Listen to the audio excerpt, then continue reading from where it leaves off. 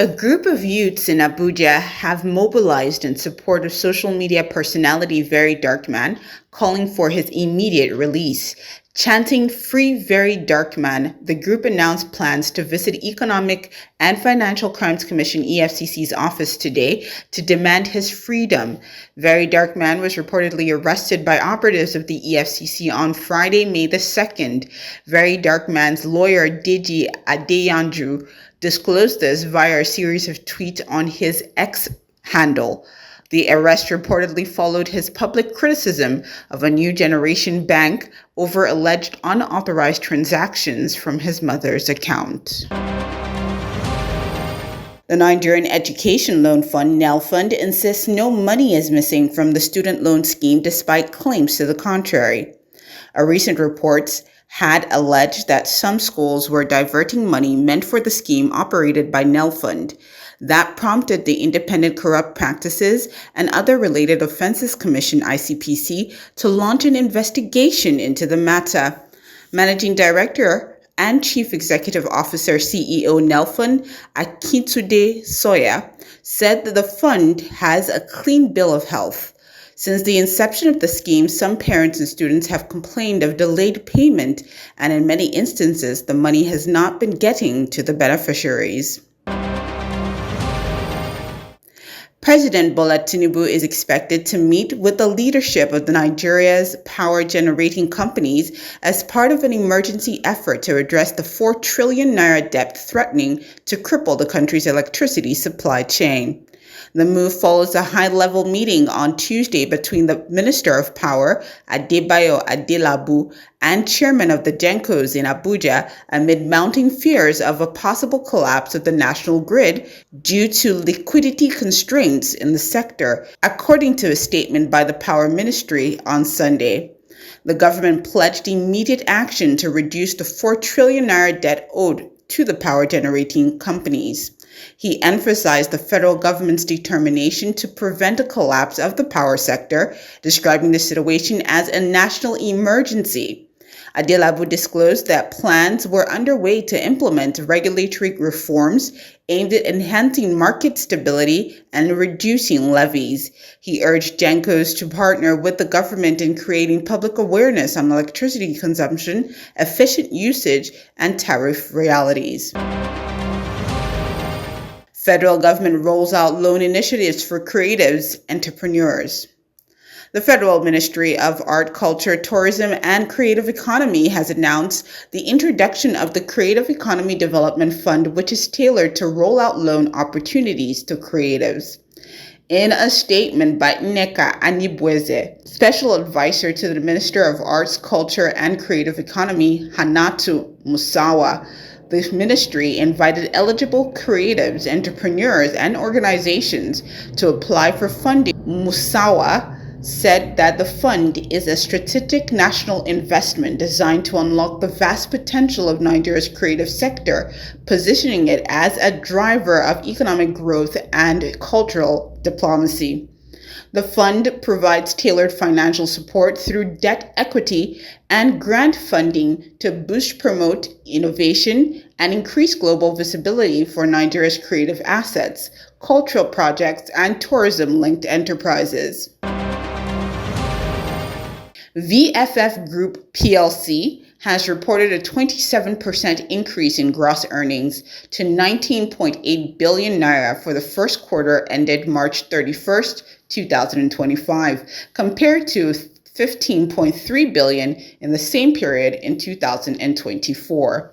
The unaudited financial statement filed with the Nigerian Exchange showed that investment in similar income grew by 48% to 18.7 billion naira from 12.7 billion naira recorded in the corresponding quarter of 2024. The group earned 603.3 million naira as other income during the quarter under review, down from 2.6 billion naira in the first quarter of 2024.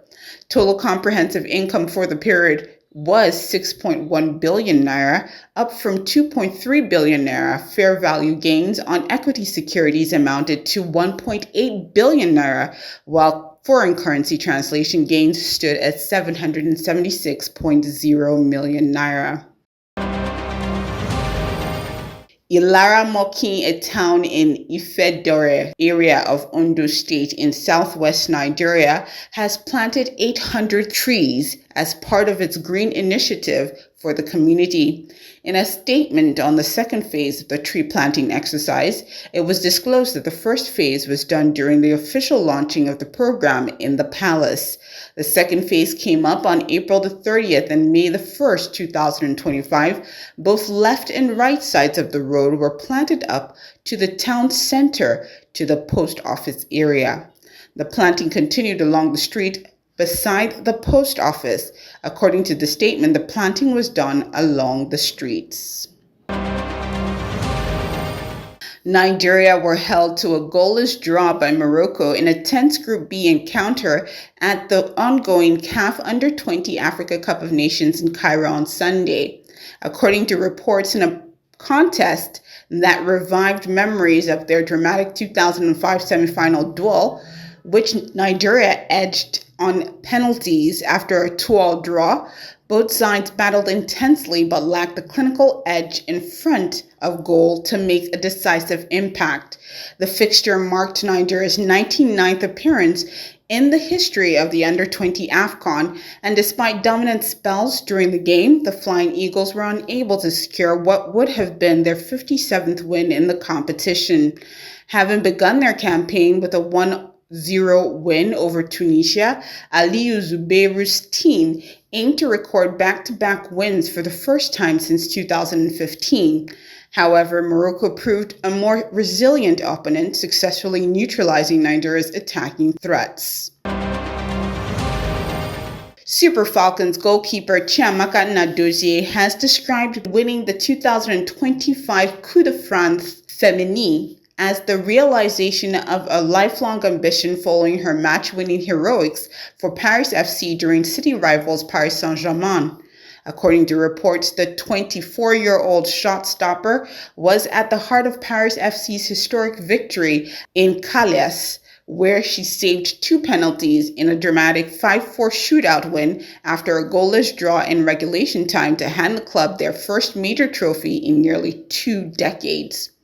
Taking to social media in the aftermath of the win on Sunday evening, Nnadozie said that the path to glory had been anything but easy.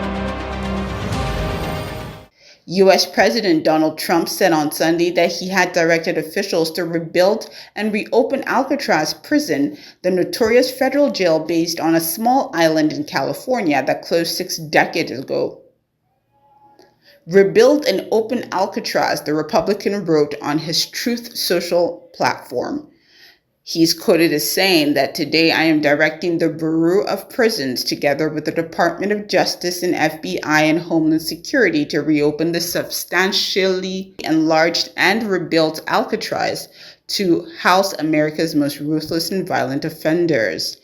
Alcatraz closed in 1963 due to high operating costs after being open for just 29 years, according to U.S. Bureau of Prisons, and now serves as a tourist attraction.